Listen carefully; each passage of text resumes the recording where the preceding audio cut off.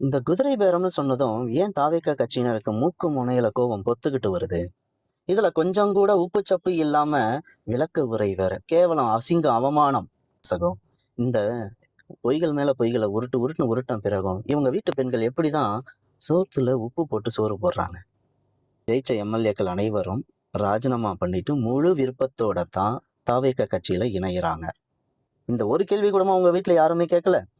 ராஜினாமா பண்ணிட்டு உங்க கட்சியில வந்து இணையற அனைவரும் ஏங்க தேர்தலோட வெற்றிக்கு பிறகு வந்து இணையறாங்க? நீங்க முதல்ல செஞ்ச குதிரை பேரம் யாரு?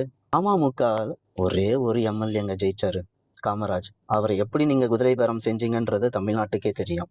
அதிமுகவுல இருந்து 4 எம்எல்ஏக்கள் ராஜினாமா பண்ணாங்களே, அது எப்படிங்க குதிரை பேரம்? எதுவுமே பண்ணாம அவங்கள முழு விருப்பத்தோட வந்து ஜாயின் பண்ணிட்டாங்களா? சரி, கூடவே 2 விஜய் பாஸ்கர்கள் வந்தாங்களே, விஐபிகள். அவங்கலாம் எப்படி? மக்கள் நலனுக்காக, மக்கள் பணியாற்றணும்ன்றதுக்காகவே தாவேகா கட்சியில வந்து ஜாயின் பண்ணிட்டாங்களா? கடைசியா வைகோ அவர்கள், அவரு எத்தனை தடவை, எதற்காக, எப்படியெல்லாம் கட்சி தாவுவாருன்றது தமிழ்நாட்டுக்கே தெரிஞ்ச விஷயம். அவர்கள் மட்டும் இல்ல, வைகோ மற்றும் கரூர் விஜயபாஸ்கர்ன்னு நினைக்கிறேன். இவங்க 2 பேருமே பிரஸ் மீட்ல ஓப்பனா ஸ்டேட்மெண்ட்ட குடுத்திருக்காங்க. முதலில் எங்களை ஃபோன் செய்து அழைத்தவர் விஜய் அப்படின்றத. நீங்க யாருமே குதிரை பேரம் செய்யலன்றது உண்மையாவே இருக்கட்டுமே. இதே உண்மைய கருப்பண்ணசாமி எதிர்க்க வந்து தார்மீகமா சத்தியம் பண்ணி சொல்லுவீங்களா? நீங்க யாருமே குதிரை பேரம் செய்யல அப்படின்றத.